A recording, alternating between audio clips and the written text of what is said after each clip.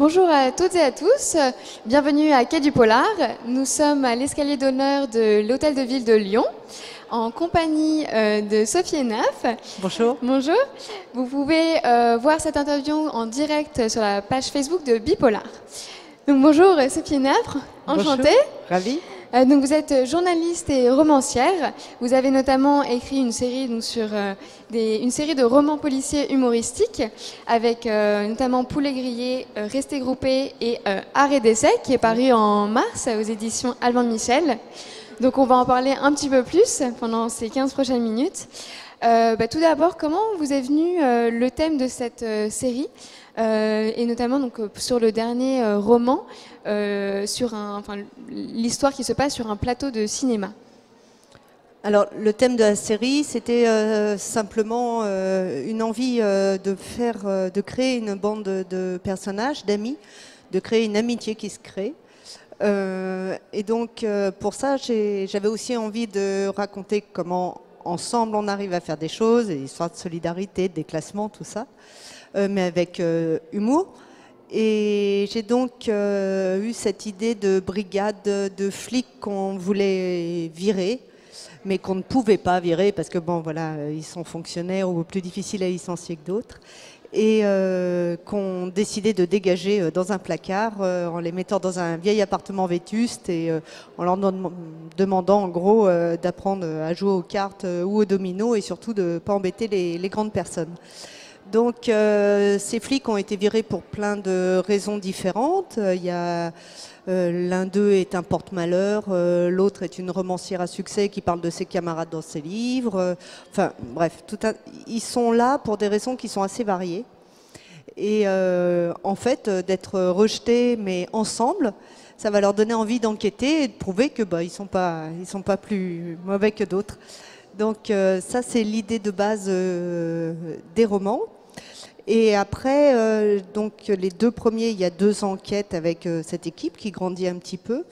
Et sur le troisième, je voulais changer un petit peu pour pas créer de lassitude. Et un format qui me tentait depuis longtemps, c'était le Cluedo, le Agatha Christie, qui a fait le coup. Et autre chose qui me tentait depuis longtemps, c'était d'évoquer le cinéma, qui est une de mes grandes passions avec le livre depuis toujours. Et donc je me suis dit, il n'y a qu'à faire les deux d'un coup, ça sera fait. Donc j'ai fait un Cluedo sur un plateau de cinéma. Donc Rosière, la romancière à succès, est devenue scénariste de film. Et elle a son petit tempérament soupe au lait. Et quand elle, sur le tournage, elle hurle partout qu'elle va buter le réalisateur. Et bon, pas de chance pour elle, le réalisateur meurt assassiné. Donc elle est soupçonnée et l'équipe va devoir enquêter. Est-ce que par hasard, donc vous êtes journaliste, est-ce que par hasard vous êtes inspiré de faits réels pour développer cette histoire? Alors, j'emprunte peu à la réalité. En fait, mes personnages, par exemple, ne ressemblent pas à mes proches. Par contre, et les histoires, d'une façon générale, ne ressemblent pas à un fait divers que j'ai entendu, un truc. En revanche, il m'arrive de reprendre des anecdotes qui sont passées complètement inaperçues, mais qui entrent en résonance, pour employer des grands mots, avec ce que je fais. Et donc, je les tords un peu et je les remets. Mais non, pas en tant que journaliste. Je ne recrée pas quelque chose que j'ai déjà entendu. Je n'ai pas vu de réalisateur se faire assassiner. En tout cas, pas directement comme ça. Voilà. Donc on parle de brigade, d'armes, de meurtres. Et tout ça sur un ton donc, très humoristique. Oui, mais c'est drôle, les ouais. meurtres. Ouais, c'est toujours très drôle, on rigole toujours. Hilarant. Donc avec un rythme bien tenu, justement. Mais comment fait-on pour garder cette joie de vivre en parlant de choses si sombres? Parce que je le prends pas forcément toujours au sérieux. Puis, enfin, si mes personnages, heureusement, je les prends très au sérieux, mais je leur fais faire un peu n'importe quoi. La joie de vivre, c'est une sorte d'état d'esprit. Il y a plusieurs tons qu'on peut emprunter pour écrire un livre. Je prends celui qui m'est le plus familier, tout simplement. Voilà. Je suis hyper sympa dans la vie, donc forcément. On n'en doute pas et on a la preuve. Votre série donc, est portée par le personnage d'Anne Cabestan. Était-ce important pour vous que le personnage fort qui porte un peu cette brigade soit un personnage féminin? En fait, je me suis même pas posé la question. Tout comme des tas d'hommes et de femmes ne se posent absolument pas la question quand c'est un homme le personnage principal, ben moi je me suis pas posé la question, c'est une femme le personnage principal, voilà. L'égalité n'existe peut-être pas, n'existe pas dans le monde extérieur, mais dans mon monde à moi, elle existe, elle est là de fait. C'est-à-dire, je ne traite pas le sujet, c'est un acquis pour moi, l'égalité. Donc, elle est traitée quasiment comme un acquis dans mes romans. Il n'y a pas cette question en latence entre eux. Enfin, très peu. D'accord, donc vous ne considérez pas être par exemple un auteur féministe ou quoi? C'est vraiment juste très naturel Alors, si je suis une auteure féministe, bien sûr, parce que justement, dès qu'on établit une égalité, même si on ne la discute pas, c'est un acte féministe, puisqu'il est par essence contre la logique communément admise. Voilà. Alors donc, le ton de l'humour, c'est vraiment votre truc, mais est-ce que vous avez comme projet d'écrire des histoires peut-être un peu plus noires, dans un autre registre? D'être triste et sordide, vous voulez dire. J'ambitionne un jour de devenir triste et sordide. Non, honnêtement, peut-être que ça viendra un jour, peut-être que j'écrirai quelque chose de plus sombre ou quoi, mais j'en suis vraiment pas persuadée du tout, parce que pour moi, l'humour est indissociable de l'écriture. Il n'y a pas que de l'humour, parce que de l'humour, ça éloigne de la réalité, et pour le coup, ça éloigne du suspense, de l'efficacité, de l'histoire. Donc c'est important pour moi que l'humour ne soit en fait juste, c'est de la déco, enfin c'est un ton, c'est un angle, un point de vue, mais ça n'est pas une histoire en soi. Et ça, moi dans mon écriture, je ne m'imagine pas avec un autre angle, un autre point de vue sur la vie. Et puis, si on peut dire les mêmes choses en étant drôle, je vois vraiment pas l'intérêt d'être ennuyeuse, quoi. Ça vous va bien, en tout cas. Alors, comme votre roman donc, est sorti il n'y a pas si longtemps, on va donner à tous les gens qui nous regardent, le public et les gens en live... La foule en délire. La foule en délire. Les 3 bonnes raisons, selon vous, de lire Art et Décès. D'abord, c'est un livre excellent, franchement. 3 bonnes raisons, c'est un polar qui n'est pas violent, donc les gens qui n'aiment pas la violence ont le droit de le lire. C'est la suite des 2 précédents, donc si on a aimé les 2 précédents, c'est quand même dommage de s'arrêter là. Non, je sais pas, 3 bonnes raisons de dire... C'est difficile de donner des raisons. Alors si, j'ai fait une cosmoliste qui parle de ça, mais c'était sur le mode de l'humour. Non, parce que ça raconte des vraies histoires de personnes, que mes personnages sont attachants, en tout cas je l'espère, et que voilà, ça donne un moment un peu, une histoire à la fois qui tient, où il y a une forme de suspense et d'envie d'aller plus loin, mais c'est chaleureux, ça reste attachant, c'est un bon moment à passer. Voilà. C'est du divertissement qui est fait avec soin. Voilà. Bon, j'espère que vous avez tous bien pris note. Art et Décès chez Albin Michel, ça doit coûter 18,50, c'est pas cher du tout. Maintenant, on va passer sur une pastille que les gens aiment beaucoup chez Bipolar, c'est le Go Fast.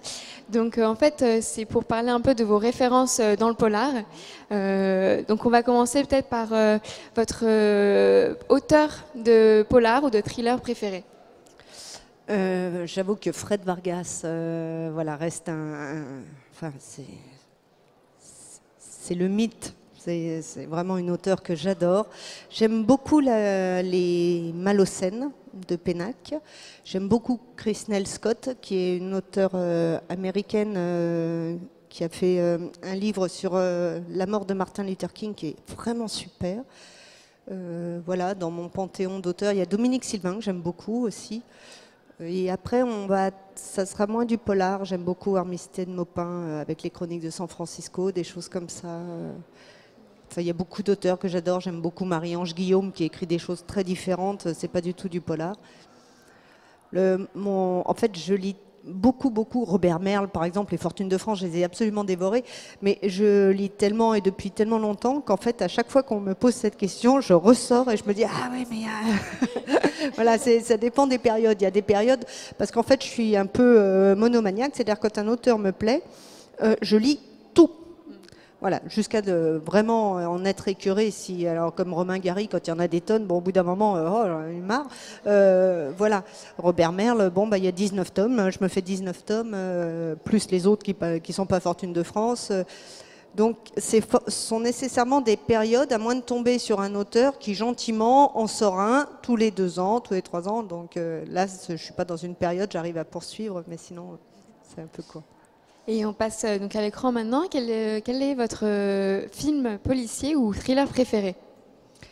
Alors, dernièrement, la fille, ça date d'il y a 10 ans, mais c'est pas grave, on va dire dernièrement. J'ai beaucoup aimé Une nuit, qui est un film de Philippe Lefebvre, qu'on n'a pas beaucoup vu en salle, j'ai pas tellement vu à la télé. C'est avec Roche Dizem, où il joue un commandant de la Mondaine, qui s'aperçoit que la police des polices enquête sur lui. Ça se passe sur une seule nuit. Roche Dizem est fantastique comme d'habitude. Et vraiment, il y a une atmosphère dans ce film que je trouve vraiment prenante. Il est super bien. Il y a Samuel Le Bihan aussi et Sarah Forestier qui est très bien. Et sinon, j'adore l'arnaque. Enfin, les vieux classiques. J'aime beaucoup Garde à vue dans les Français. Enfin, des films comme ça. Tous les films avec Lino Ventura, tous. Hop, voilà. Votre personnage de fiction polar préféré? Ça peut être un enquêteur, un méchant. Mon personnage de fiction. J'aime bien Adamsberg, effectivement. Mais je suis sûre que j'en ai d'autres, alors je suis un petit peu embêtée. Mais j'aime beaucoup Adamsberg. Ouais.